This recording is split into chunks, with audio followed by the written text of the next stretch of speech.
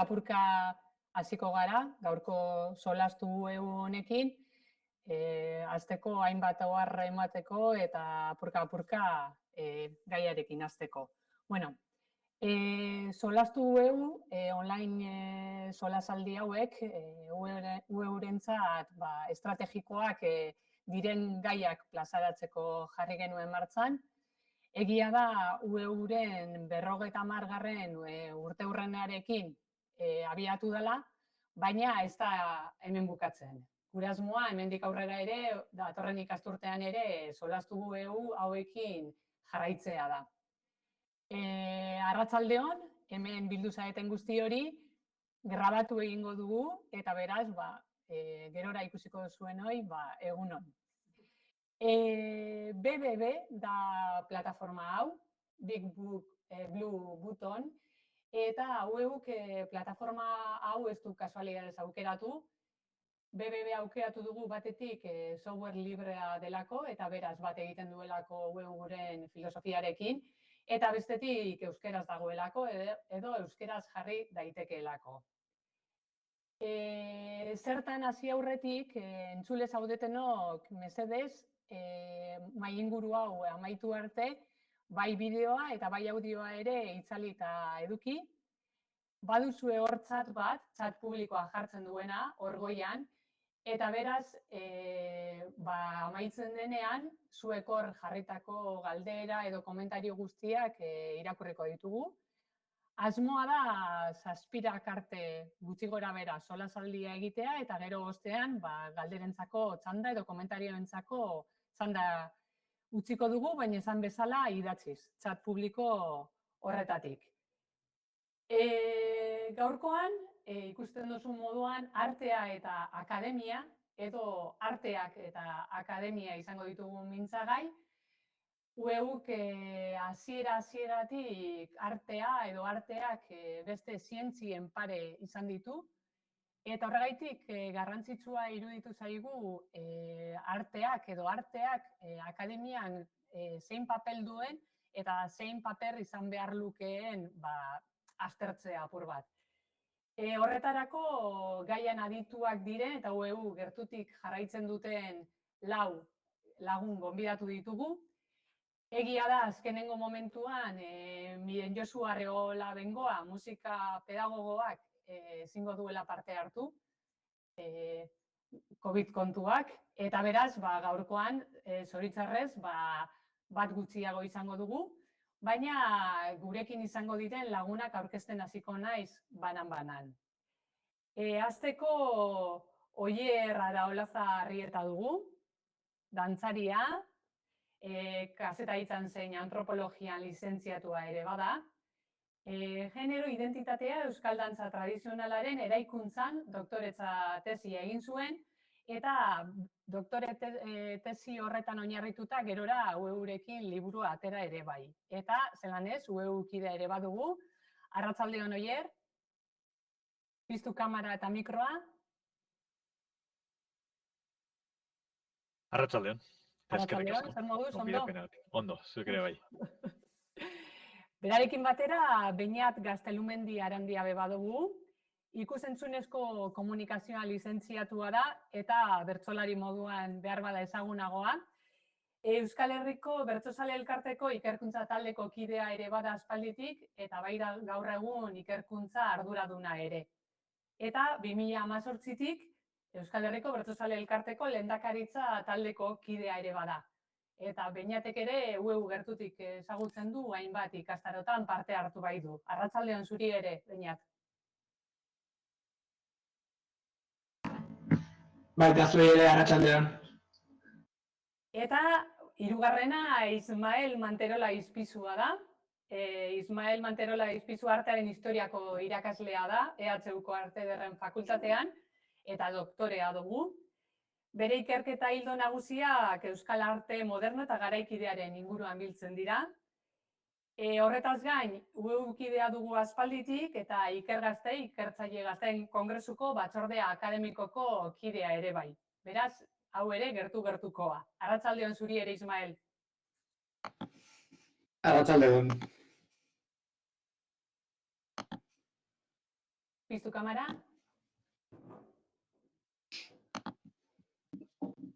Baimen asko eskatzen ditu eta pixkat. Bai, orain bai. Bueno, aipatu dugu, kartelean ikusten duzuen moduan K hori parentesi artean jarri dugu. Aurkezpenean ere aipatu dugu, ez dakigula artea edo arteak esan beharko genukeen, ez dakit, kasu honetan azkar eta nahi duenak erantzun, artea edo arteak izan behar luke.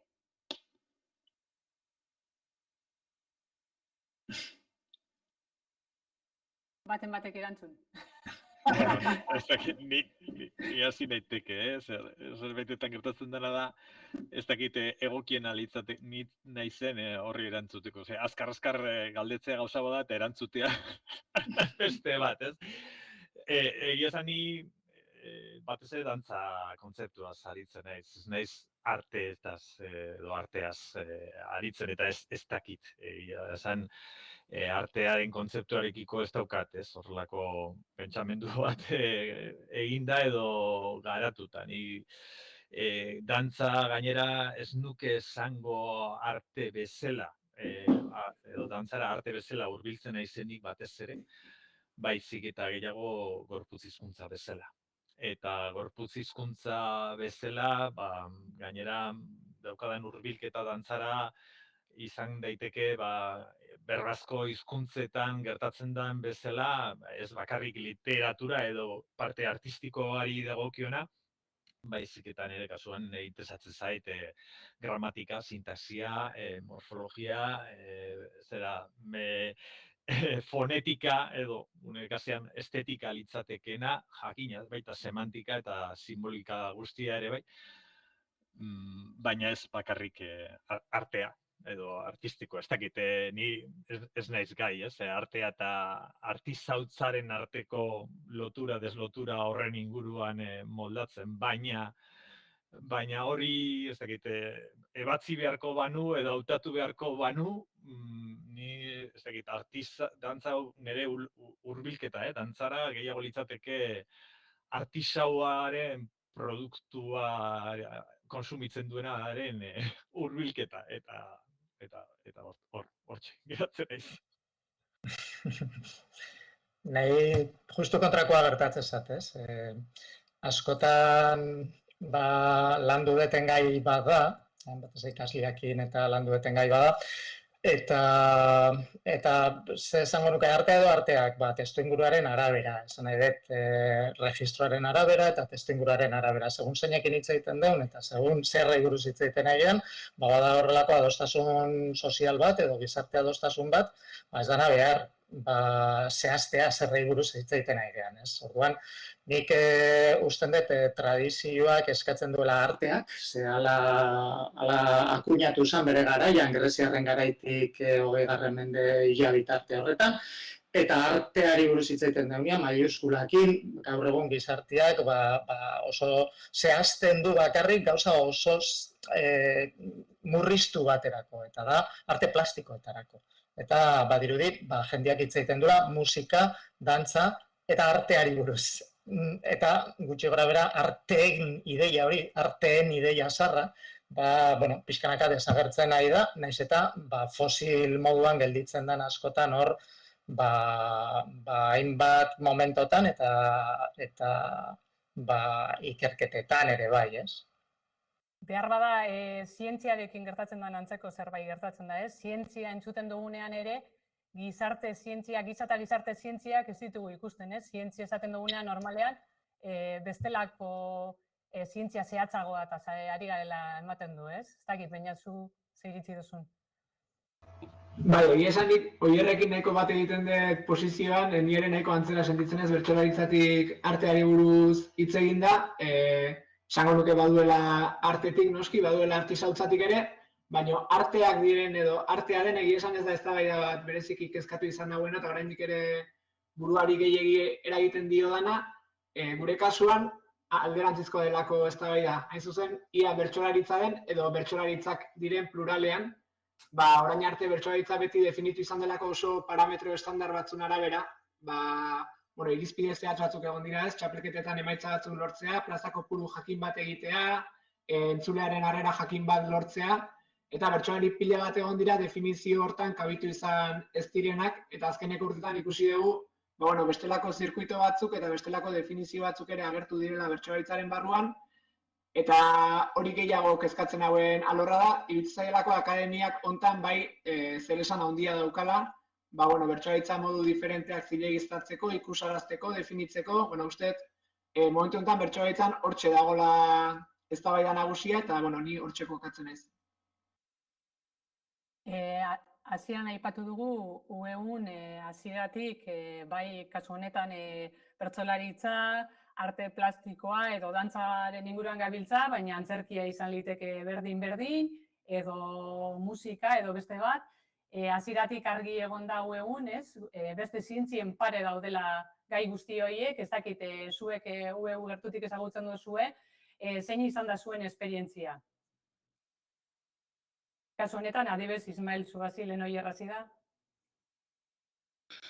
Nire esperientzia beti bezala artea eta akademia hitza elkartzen dianean, izan da zaila. Arteak heziketa arautu bat eramatia, ez da erraxa izan historian zehar eta ez da erraxa oraindik gaur egun ere. Eta horregatik,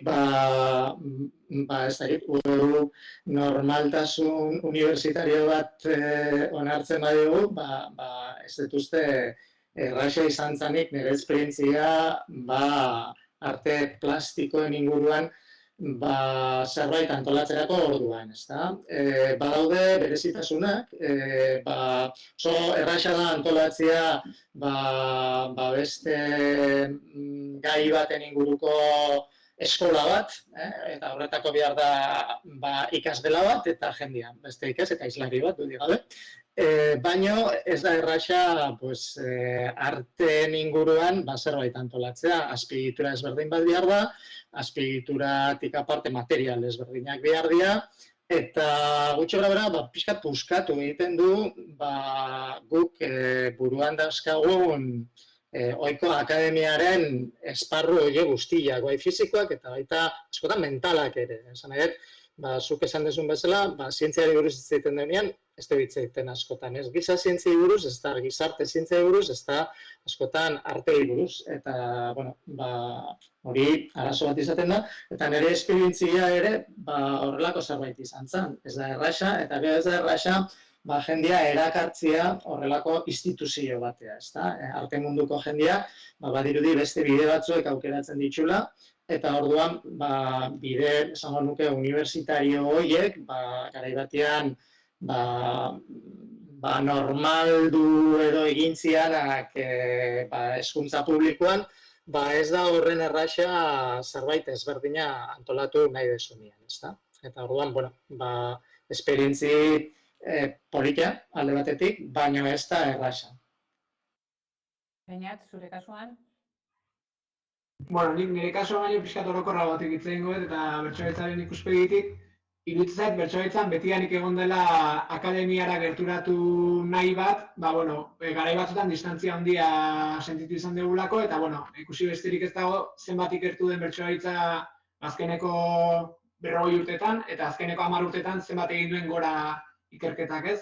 Hor ikusten da, lortu dugula akademiarekin harreman bat, asko kosta zaiguna, baina historikoki zaila izan da guretzat ere, eta UEUren kasuan, esango nuke, 3 garai diferente eduki ditugula, ikastaroi dagokienez, esango nuke, bertsolaritzak beti bilatu dula, bertsolari belaunaldi batek, edo bertsolaritzan ari den belaunaldi batek, bere sarbidea, bere definizioa, bere eraldaketa olako plazetan bilatu duela, ez?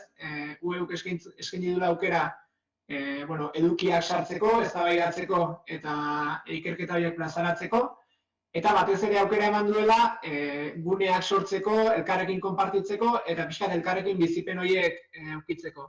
Orduan, 80ko hamarkadan, pixkat egainaren eta belaunaldiak esango nuke hor egon zela, bertso eskolen sorreratik bertsolaritzaren erakundetzerako prozesu hortan, uste fase bat bukatu zela, Eta 90. hamarkadan fase horren klabe nagusiak eman zirela, horiek definitzen eta horien inguruan aritu zirela.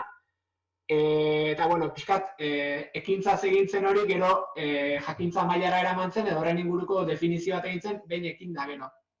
2000ko hamarkadaren erditik 2010 buelta hortara arte, esango nuke gehiago aritu ginela,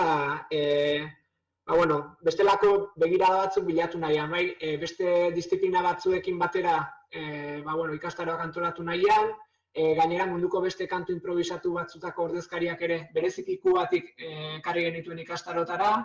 Uste hor bazegoela kanpora begiratu nahi bat, edo bertsoaritzatik harago begiratu nahi bat. Gero hor, eten bat eduki genuen, eta 2018tik aurrera, hau ez zen bertsozale elkartetik zuzenean antolatu, baina batez ere Iruñean, bertsoaritza eta feminismoaren inguruko ikastaro oso arrakastatsu eta potente bat egin zen, bertsolaritzaren mugimendu osoa astindu zuena, eta hor esango nuke beste belaunaldi bat sartu zela, beste definizio batzuk eta beste ikuspegi batzuk. Orduan nik mugimendu ikuspegitik esango nuke 3 fase horiek eduki dituela, eta mugimendutik UEUko plaza hori aprobetxatu dela, bestelako eztabaida batzuk, segurazko eguneroko jardunean eduki ezin ditugunak, elkarrekin konpartitzeko. Oier? Bueno, ez dakit nik beste galdera edo ikuspegi bat planteatu nahiko nuke. Ez dakit zenbateraino euren irekitasun hori artekiko autokonsiente badan edo euren sorrera bera udako unibertsitate bezala horrek errastua edo irekitako bidea den. Ze egia da, gure kasuan behintzat dantzak nahiko zaila dauka oro har unibertsitatean, kurso normalean espazioak irekitzea, baina udako unibertsitateetan erresago dauka. Udako unibertsitateetan edo udako ikastaroak unibertsitateek eskaintzen dituztenak oro har badagoelako, ez dakit, ustez harinago batzuetara irekitzeko edo eskaintzeko borondate bat, edo iruditzen direnak kursoan zehar kabidarik ez daukatenak, baina ez dakit, udako harintasun horretan egokitzeko modukoak direnak, ez. Eta orduan, ez dakit, zenbateraino, ez, hortik dagoen euren irekitasun honetan, eta, galdera horri ez erantzuteko nor. Aipatu dugu, ez, zuk esan duzu, ez, akademian ez dagoela lekurik bestela, olako gaia lantzeko. Ez dakit, bakoitzak bere esparrutik nola ikusten duzu akademia, eta Ismailek arteak aipatu du, artisautza aipatu du Oierrek, artisau, arte disiplina horiek, ze leku duten eta ze eskaini dezaketen akademian. Zait, oine beinat zuezi. Uste nahi tomatzetela. Ez dakit, nik berriz ere bertsoaritzatik hitz egingo dut. Esango nuke akademia bertsoaritzatik ikusi degula zerbait urruneko bezala, zerbait nahiko abstrakto bezala ere bai. Sarbide nahiko nekeza daukan espazioa da akademia bertsoaritzarentzat. Eta, 2010 urte bueltara arte oso ikerketa gutxi egin zen bertsolaritzaren inguruan, eta akademiatik gutxitan begiratu zitzaion bertsolaritzari. Esango nuke begiratu izan zaionean, asko begiratu zaiola beste zerbait aztertzeko aitzakia bezala. Batez ere, hizkuntza normalizaziorako, prozesurako, klabeak aurkitu nahian jodela bertsolaritzara, baina helburua ez dela izan bertsolaritza ikertzea, baizik eta hizkuntza biziberritzeko tresnak aurkitzea, eta hortarako bertsolaritza hartu dela, eta justu usteet interesgarria dela bertsolaritza bere osotasunean aztertzea, kultur disiplina bezala, eta usteet normalizaziorako pauso bat hoxe izango litzakela, ez? Euskal kulturatzat hartzea, eta beste dozein kultur disiplina, beste dozein hizkuntzatan aztertuko litzaken bezala aztertzea. Azkeneko urtetan, usteet pauso batzuk eman direla hor, ikerketa desente egin dira bertsolaritzaren inguruan, Eta, bueno, alde hortatik, uste bide honean goazela, baino bertsolaritzaren barruan ikerketa asko egon da akademiatik egin ez dena ere, urte hauetan guztietan, eta uste gizartean nahiko ohikoa dela ez, jakintza mailakatzea, eta, bueno, akademiak badaukala zilegitasun bat, igual beste gune batzuk ez daukatena, bueno, ez dakit, ikerlari bate bere metodo guztiarekin, eta, bueno, gauza asko lortuko ditu, baina bertsolaritzan 40 urtez plazan urtean, bueno, saio pila bat egiten aritu den norbaitek ere, bueno, badu jakintza bat, eta, bueno, usteet, asmatu beharko genukela biak elkarrizketan gehiagotan jartzen. Bai, aipatu du, ez? Beinatek ikerkuntza aipatu du behin da berriro, zue biok ere doktorea zarete. Badago, ez? Ikerkuntzan ere gaien araberako, ez? Batzuk gai batzuri garrantzia gehiago emotea, beste batzuri gitxiago emotea. Eta behar bada, era berean, esango nuke gaur aztertzen gabiltzen disiplinetan ikerketa bera oso garrantzitsua dela, ez? Ez dakit ulertzen duzuen galdera nondi doan. Bai, ez dakit, nik ikusten dudana da gaiei dagokienez, eta disiplina batzuk daukaten sarbidea edo ez sarbidea kanpoan gaudenak, naiz eta momentu batzutan hortik pasatu bakarrik egin garenak, oso zaila daukagu azaltzeko barruko dinamika zeintzu diren ez ditugu ezagutzen.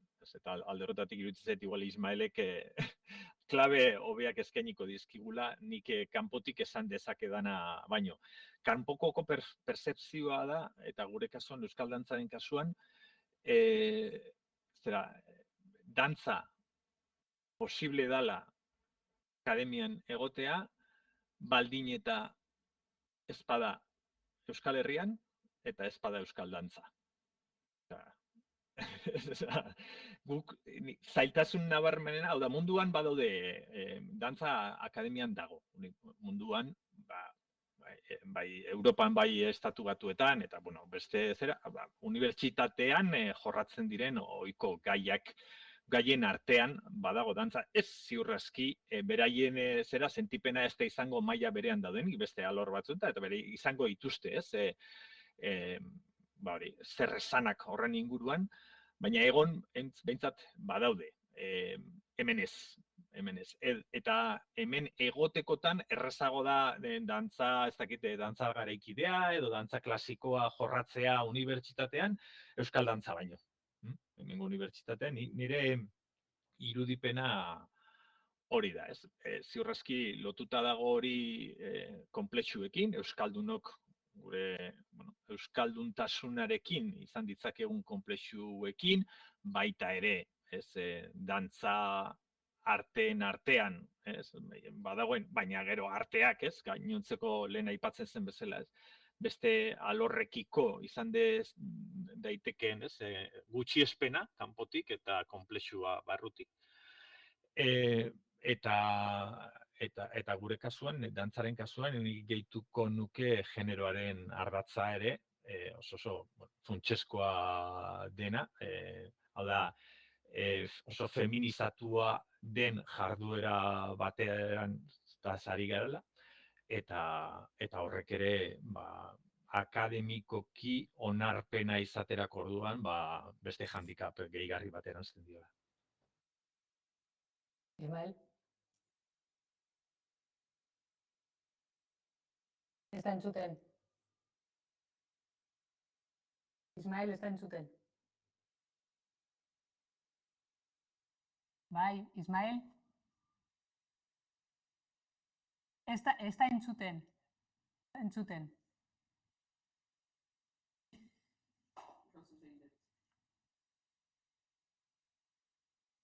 Ez. Ismael, atera eta sartu berriro.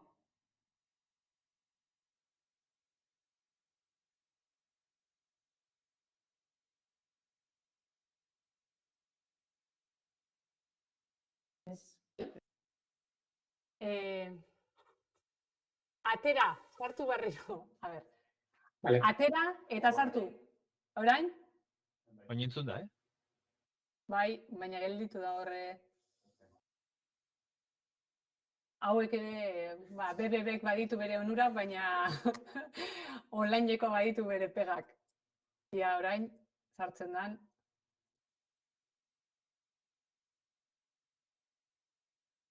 Bai, bitartean nahi baduzue txatean eta gauzak idazten eta joan, eta gero amaieran irakurriko ditugu denak.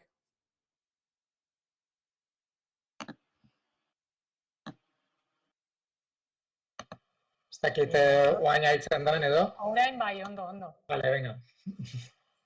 Teknika.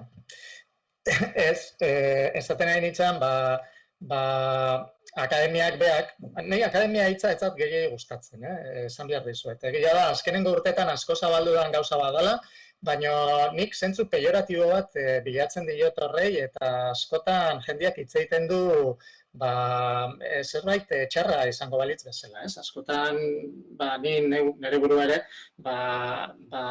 harrapatzen dut horrelako akademiai buruz, unibertsitateai buruz akademia moduan hitz egiten, eta hori betutzat gehiago gustatzen. Baina egia da, ezagupenen hierarkia bat egiteko ohitura eduki deula, eta ikerketa buruz hitz egiten deunean, normalean, hitz egiten da, ikerketa zientifikoi buruz. Zuek kalian edo jendien artean hitz egiten deunean ikerketari buruz, jendea pentsatzen du, zientzian. Zientzia laboratorietan eta horrelako gauzetan. Orduan, ja, alde horretatik, akademiak dazka bi helburu horiek, hezkuntza eta ikerketa, ez? Heziketa eta ikerketa. Eta alde batetik ikerketa,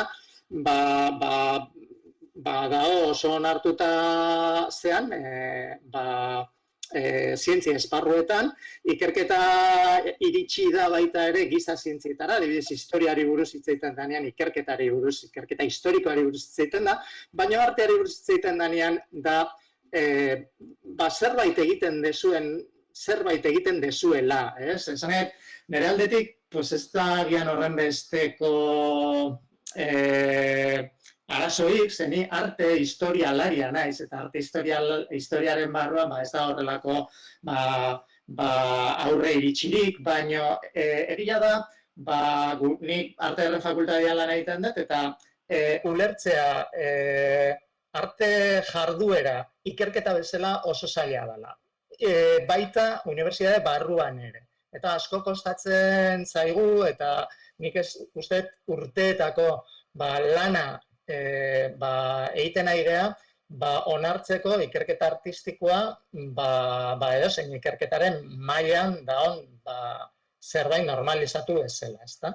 Orduan, claro, alde horretatik ikusten duzuen bezala arteak ez dauka ere oso toki privilegiatua akademiaren barruan. Ze suposatzen da, akademia beti izan dela, horrelako lastre historiko bat, batez ere, tradizio frantzez-alemana duen herrialdetan, ez daukana zer ikusirik arteekin. Nik uste, anglosajoia beste modu batean antolatu dutela gauza, eta artei buruz errazago hitz egiten dutela, eta baita ere, heziketa mailan eta ikerketa mailan beste modu batera antolatuta dakela gauza, ezta? Eta horregatik, nik usten dut, dantza eta euskal dantzarekin eta bertsolaritzarekin ere gertatzen da, zerbait, eta da artearekin gertatzen dena, baina hierarkiaren azkenengo pusketan daudenak, eta azkenengo lekuan daudela, eta da folkloreari buruz hitz egiten daunean, ezta? Ez da folklorea hitz egiten daunean, hitz egiten daun, era negatibo batean, izango balitz bezala zerbait, ez dana ikerketa gaia, ez dana baita ere praktika ikertzeko modu bat, ze hori da, nik usten dut, hau da, bertsolaritza luparekin begiratu daiteke, edo dantza begiratu daiteke luparekin, baina dantza egitea eta bertsolaritza egitea ikerketa bezala ulertzea hori da zaila dana, akademiaren ikuspuntutik. Baldin bada, arte tradizionalak, are gehiago, artisau moduan, zailkatuta egon dian beste horiek, ez? Nik ere, zailkapen horietan usten dut klasismo eta genero ikuspuntu izugarria dagoela, ez? Artisautza beti izan da zerbait bemailakoa, ez jakinek egiten zutena eta orokorrean emakumeek, ez? Agian bertsolaritzaren kasuan ez da horren beste, baina bai beste artisautzaren munduan gertatzen den zerbait, ez? Eta orduan nik usten dut klase eta genero arazo horiek ere badaudela ikerketaren mailaketa eta hierarkia horren barruan, ez? Igual gehiagik luzatu naiz, gehiagik luzatzen banaiz moztu. Era berean, Beñatek aipatu dut, adibidez Bertsozale elkartean azkenengo urteetan ikerkuntza alorrean lan handia eginda. Zergaiti da horren garrantzitsua ikerkuntza?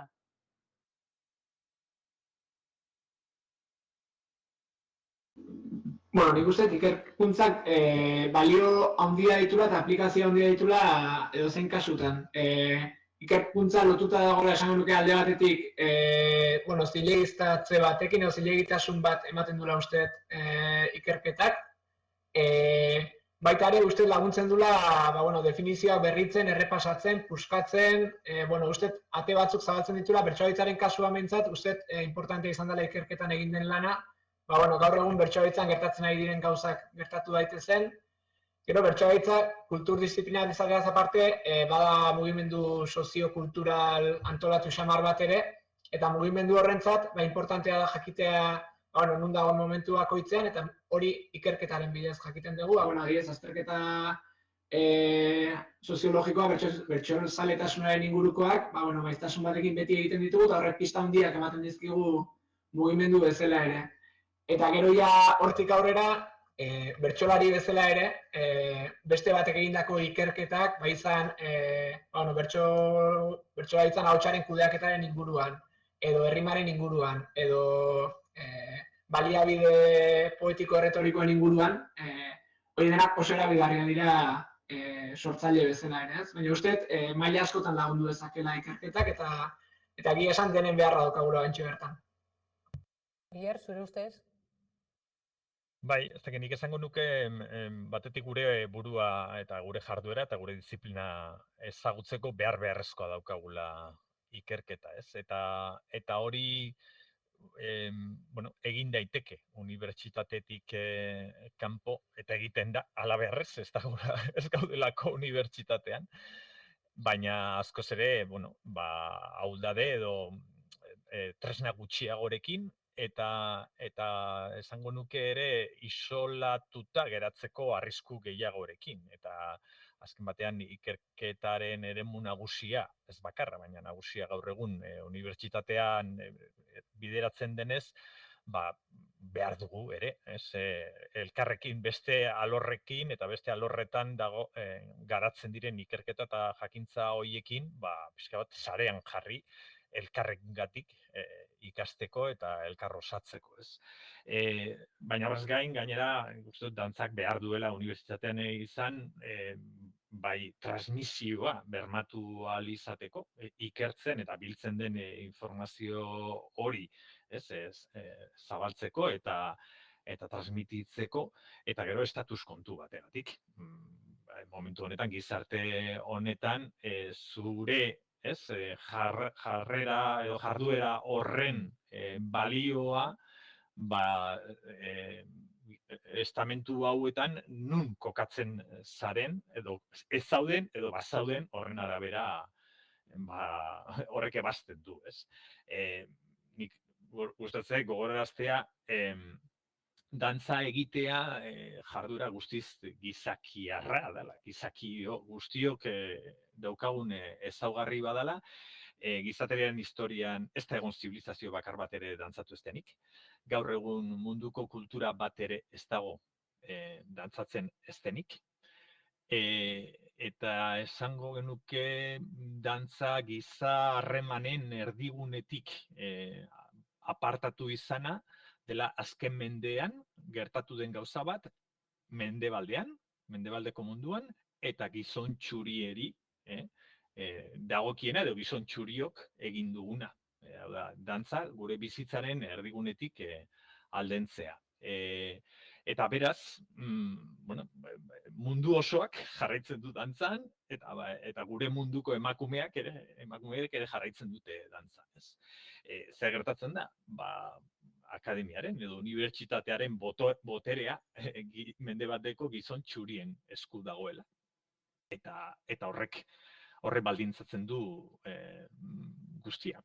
Garbi dauka, zaila izango da, mendebaldeko gizon txuriek kontrolatzen duten bitartean, ez, akademia eta dantza, akademia, dantza ikasketak hor sartzea, munduko zenbait tokitan badaude, baina lehen esaten genuen bezala, esan digun, maila apalago batean ziurrezki. Eta nik ez daukate baztertzeko edo hasteko dance studies delakoa, oda dantza ikasketak, 50 urteko ibilbidea daukatenak mundu mailan, aitzindari guztiak emakumeak direla.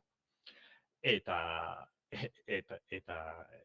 hori dela momentu honetan handicap nagusia, gure esparruan dantza integratu du dadin unibertsitate munduan.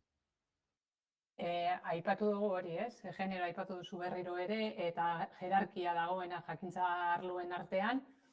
Ismael, ikerkuntzaren garrantziaz gain, disiplina artekotasuna ere, esango genuke ez dela akademiaren marka, ez? Gero eta espezializatuagoa da akademia. Bai. Nik usten dut disiplina artekotasun hori ez dela erraxa. Ez da erraxa beste arlotan, eta orduan arteen inguruan askoz ere gutxi ez? Egia da, gure gizarteak aldatu beharko diola bere buruari zeatik sailkatzen dituen arte batzuek unibertsitatean, beste batzuek ez, eta beste batzuek ez ditu ez da araututako hezkuntza batean sartzen, ez goi mailako hezkuntza batean sartzen. Esan azkenean musika ikasi nahi baldin baduzu, unibertsitatea ezin duzu joan, eta gaina unibertsitateekin harremana sortzeko, adibidez musiken eta unibertsitateen artean, ez da erraxa. Zailtasuna daude, goi mailako eskola badalako eta ez da unibertsitate ikasketak, eta orduan arazoak ditxulako, ez? Eta orduan disiplina artekotasuna ez da erraxa. Horregatik nik usten dut oso toki edo leku batzuek bilatu behar diala horretarako, eta horrelako toki bat izan daiteke. Esan nahi dut, horrez dago, erakunde handi baten lastreik edo oztopoik, eta disiplina artekotasun hori lortzeko edo lantzeko edo ikertzeko edo jolasteko aukera bat ematen du, ezta? Eta nik usten dut, nik oso, ez dakit, pixkat eszeptikoa naiz, goi mailako akademia batean, hau unibertsitateetan edo goi mailako hezkuntza batean, interdisciplinari hori lortzeko aukera izango dugun, ez? Orduan, igual espazio batzuek bilatzearen aldekua izango litzateke interdisciplinaritate hori landu ahal izateko, ez? Zuek, zelan ikusten duzue, Beñat eta Oier? Bueno, nik uste, disiplina artekotasuna zaila da lortzea bai akademia mailan eta baita kulturdisiplinen artean ere. Orokorrean deno funtzionatzen dugu oso gure espezializazioaren barruan eta hortik ez gera asko mugitzen. Nik Ismaelekin eta Oierrekin gaur arte ez dut uste askotan topo egin nuenik, eta hori ere ez da kasualidadea.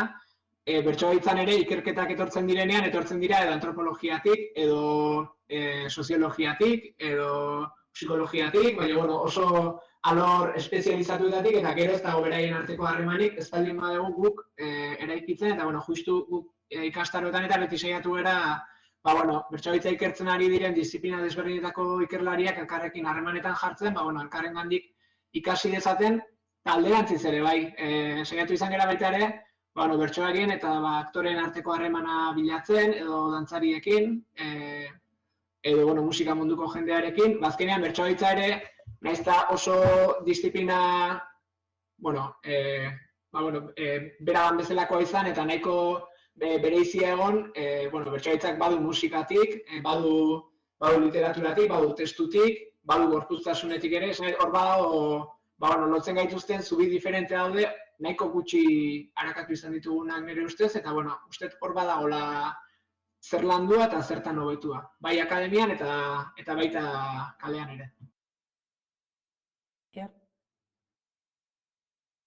Ni horretan, pixka bat ingenuo xamarra naiz, ez irutze zaite ahulak garenak, hau da, ez daukagunek olako, kanal garbi bat, eta ez da ere inguruaren errekonozimentua, nahi eta nahi ez behartuta gaudela, pixka bat makuluak hemen bilatzen. Eta ni adibidez, doktore tesiaren pixka bat epaimaiaren irakurketaren neurri batian, hortik zetorren, ez?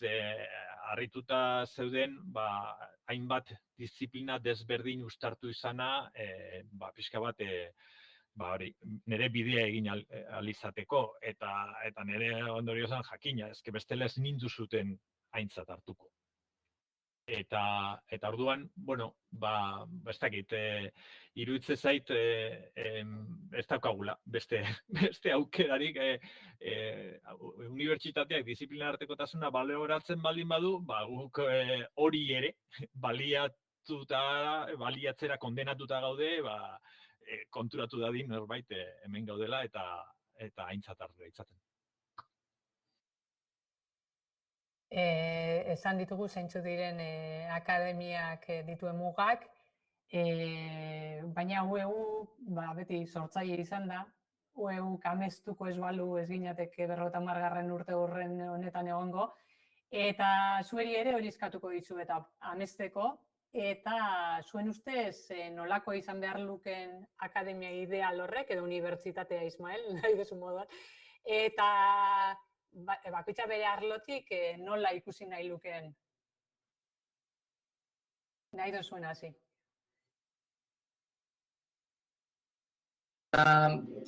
Itia de baldedanez,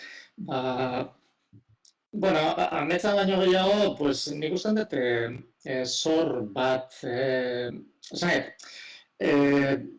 nik nire ametsa izango litzateke, esparru bat nun kontutan hartzen den berdintasunean jakintzaren arlo guztiak, ez? Zientziak, filosofia eta arteak. Zientzia, filosofia eta arteak dira jakintzaren oinarriak. Orduan, ez dakit, zeatik gure gizarteak eman dio garrantzia handiena zientziari, interes ekonomikoak diala eta, 19. mendearen bukaeratik gaur egunea gure gizarteak eraman duen bide ekonomizista dela eta, baino egia da, bazterrean utzi ditula beste ezagupen mota batzuek, eta ezagupen horiek, ezagupen artistikoak edo ezagupen filosofikoa, gero eta baztertuago daudela, ezta? Eta nik uste dut pasagendula,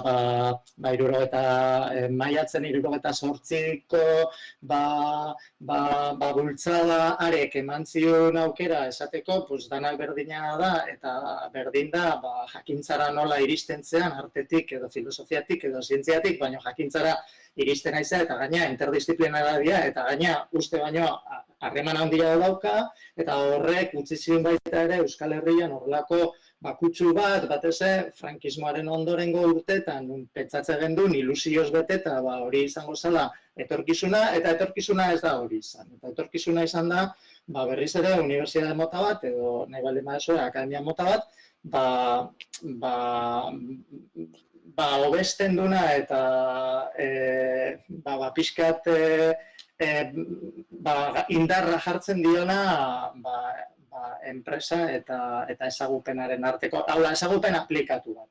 Eta ez horren beste ezagupen motati. Ez da gizakiaren ezagupenaren mundua lantzen, baizik eta ezagupen aplikatu bat gizartearen beharren arabera, hori asko hitz egiten da gaur egun. Eta azkenengo 20 urte eta dui gabe Bolonia planak horretan sakontzea etorri da, ez? Orduan, nire ideala izango litzateke pixka bueltatzea atzea, ez?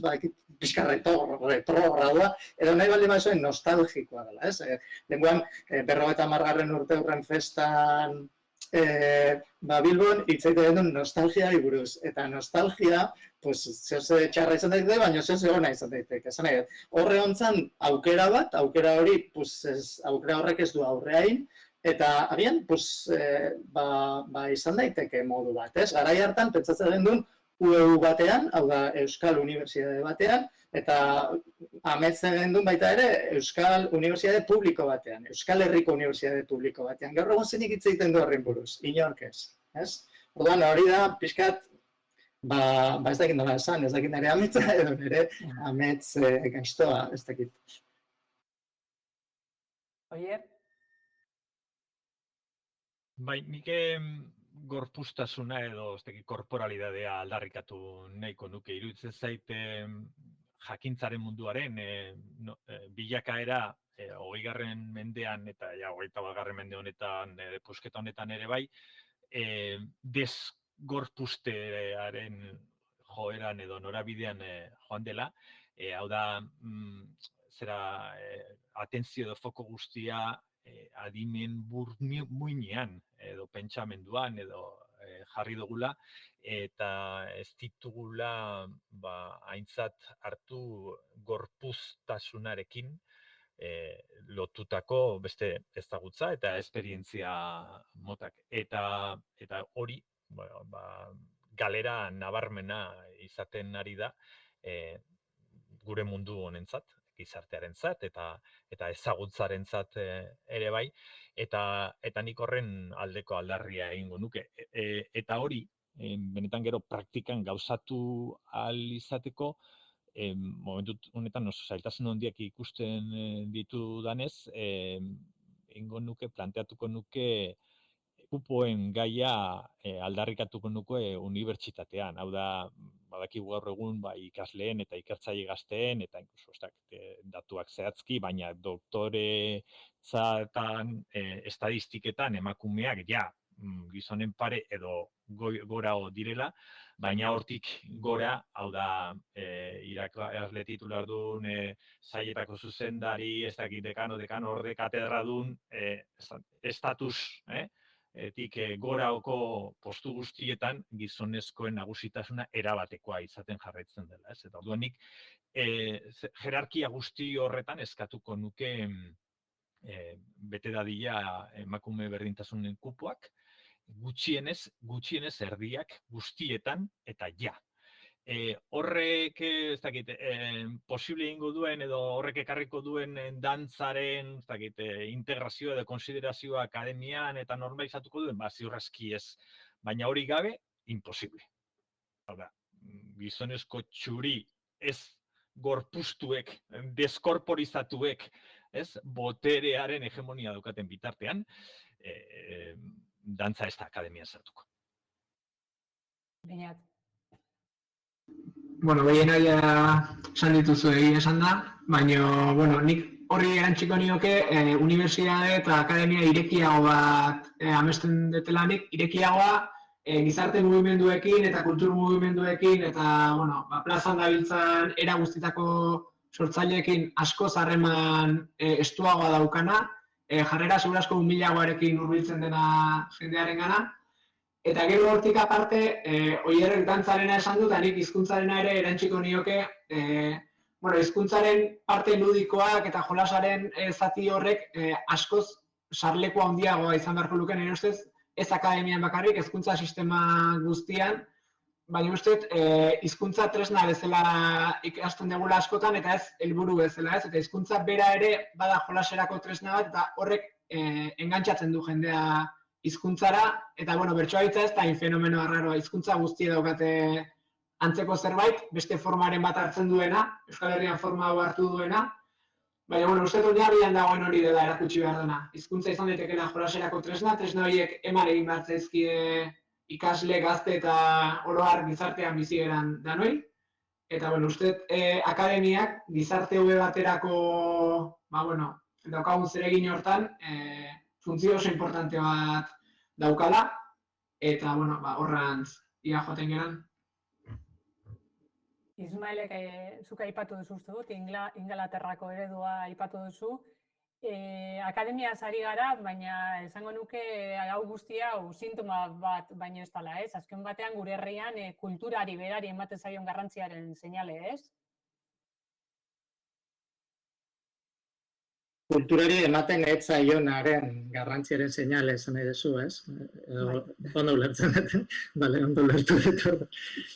Bai, nik uste dut, pixkat aurreko interbentzioen harira baita ere, Oierrek eta Beñatek hitz egiten duenean, nik aldarrikatuko nuke baita ere, eta kulturarekin lotuta, zure galderarekin lotuta, arten normaltasuna. Esan nahi,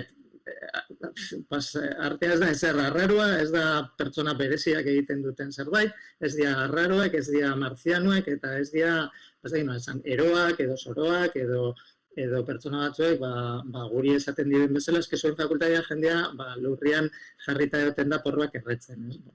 Bai, baino kalian ere bai, eta ez, eta beste batzu daude klasian, eta beste batzu daude ikertzen, eta beste daude eskola ematen, eta ez dakit nola esan. Nik ustean dut aldarrikatu behar dela artien normaltasuna. Artia ez da ezer, ez akademikoa, ez ezer. Da gauza bat, hori, mundu guztiak egiten duna, egin dezakeena, eta ez da, askotan, ez da ez ikasi beharrik, eta ez badezu ikasten, ez badezu nahi ikasi, ez da zer gertatzen, eta ikasi nahi baldin badezu, ikasi daiteken zerbait da. Orduan, bai pixkat, alde horretatik, gizartean ere, dago prozesu bat, edo nire ikuspuntutik, ez dakit oso zuzen nabilen honekin, eta da, kulturaren excepzionalidadearen inguruko, edo berezitasunaren inguruko zerbait, ez? Oda, gizartea gauza bada, eta gaina dakau kultura, ez barkatu.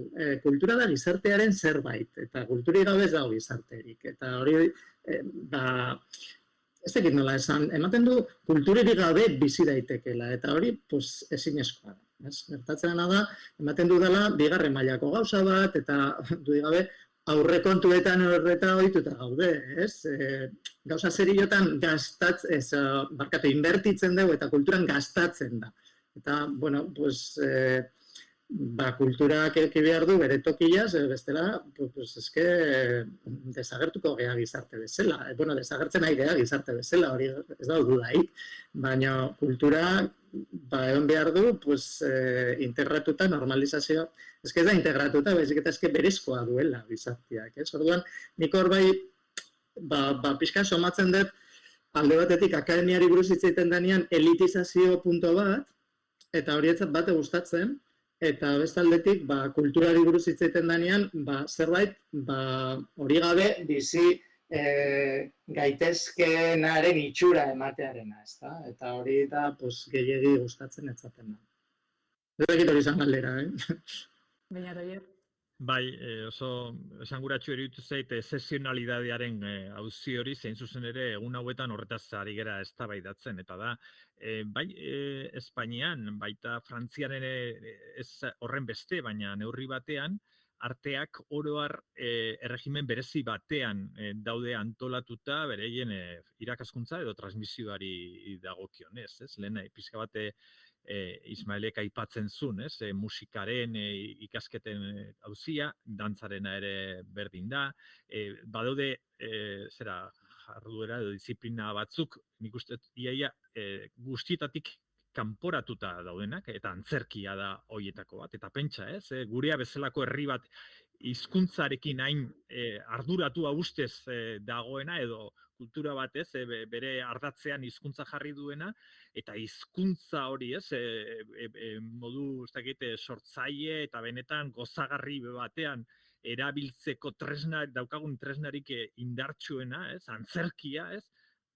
Ez dago inun. Antzerkia guztiz desagertuta dago gure, ez dakit, gizarte honen transmisio, ez, ardatzetatik. Eta harrigarria da hori, ez? Eta orduan, iruditze zait, hori, zuzen eta argi jo beharko genukeela arteen transmisioaren excepzionalidade horren kontra. Da, Ismaelek orain esaten zuen bezala, jo dezagun normalidadearen alde eta integratu ditzagun hauek ere beste alorrak bezala gure ohiko jarduera eta transmisio bideetan, bai. Baina. Bai, bueno, nik horren hasteko kurioso ditzet hor bi prozesu aldi berean gertatzen direla, ez? Badago kulturaren, Ismaelek aipatu duen hori, ez? Holako zerbait izugarria baliz bezala, edo zerbait oso berezia baliz bezala, eta aldi berean badago holako kulturaren banalizazio bat ere, ez? Goizian jate ditugun zerealak ere kultura dira, pixkat hola, bi definizioak aldi berean erabiltzen ditugu, eta orduan bertsoaritza esaten dugunean ematen dudala gauza bat, beken bakarrik egin izan dena orain arte, edo dantza esaten dugunean da gauza bat, sekulako gorputzak eta sekulako artea daukan jende batek bakarrik egiten duen zerbait, eta ez, edozein herritan festetan egiten den hori ez. Bertsolaritzan ere nabarmen gertatzen da, eta uste oso arriskutsua dela fenomeno hori ez. Bertsolaritza hain gauza zehatz batekin bakarrik lotzea, eta ez pentsatzea bertsolaritza edozeinen eskura dagoela, ez da esango zortziko txiki bat edozeinek gaur egingo dunik, baino bi hitzekin jolas bat egin edo hitzjoko bat, hizketan ari gera da, denok egiten dugu euskaraz oso trakets ari geranean ere ez. Uste denok egiten dugu zerbait dela, eta hori elikatu eta aberastu beharra dagoela, eta ereduak eman behar diala hori egiteko, eta tresnak eskaini behar diala. Hori dela klabea, eta hori dela bai bertso munduan ari geranon funtzioa, ja guretik hitz egin da, esan nuke akademiak ere hortan badaukala funtziorik. Uste dut gai asko daudela, Oierrelen generoa aipatu du, genero ikerketek duten lekua hitz egin dezakegu, uste dut badiagudela ari asko, baina zoritzarrez zazpiak gainean daude, eta orduan ez dakite, zerbait olan azkar-azkar gaineratu nahi baduzue, galderari tartea emon orduko, baina azkar-azkar.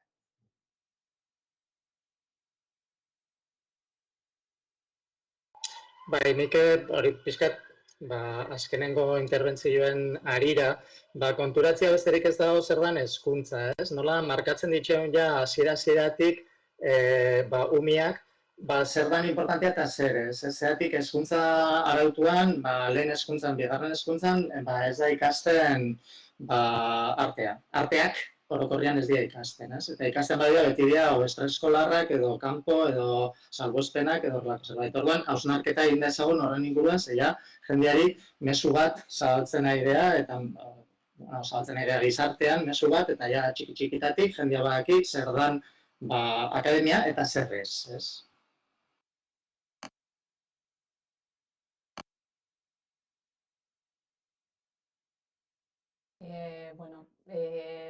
Galderarik momentuz ez, hori bai, eskerrik asko, oso interesgarria eta garrantzitsua dela gaia eta zuen ekarpenak, komentatzen du Amaia Andonegik. Ireide bengoak ere, beste oso interesgarria izan dela solasaldia. Ez dakite, baten bate galderaren bat badauka edo, orain da momentua.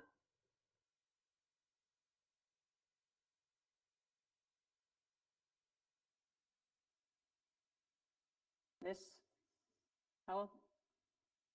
Bueno, nire partetik eskerrak hirurori, benetan. Nik uste dute gai hau ordu beterako ez, askorako ematen duen gai bat dela.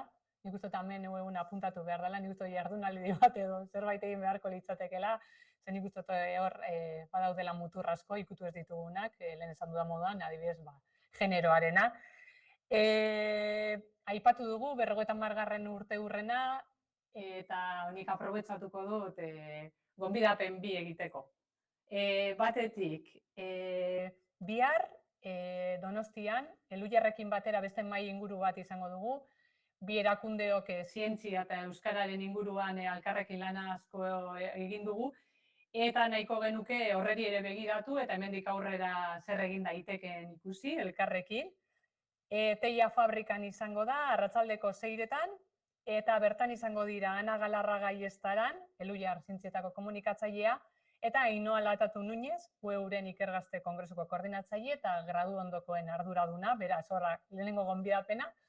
Da bigarren gonbidapena, udako ikastaroak prest daudela, gainean ditugula, gainera garrantzitsua da guretzako aurtengoa, batez ere gaurko moduan guretzako estrategikoak diren gaian lantzeko tarte hartuko dugulako, eta beraz udako ikastaro ohikoak baino jardunaldiak izango dira, 21 jardunaldi daude, noa banan ezaten, oso arlo ezberdinetakoak, eta beraz hori bigarren gonbidapena. Astelenean martxan hasten gara Iruñean, orduan beraz sartu gure webgunean eta kuskuseatu. Eta hori, esan dudana, eskerrik asko Beñat, gurekin egoteagatik, eskerrik asko Oier, zuri ere bai, eta Ismael, plazer bat izan da, eta ia berriro ere, Beñatek esan du ez duzuela koinziditu bidean, eta ia berriro ere bidean koinziditzen dugun. Eskerrik asko. Eskerrik asko. Eskerrik asko zuei eta igala da, bai. Eta eskerrik asko beste denoi, grabatu dugu eta beraz, prest dugunean, sarean ere eskegiko dugu. Eta aurrengora arte. Aur!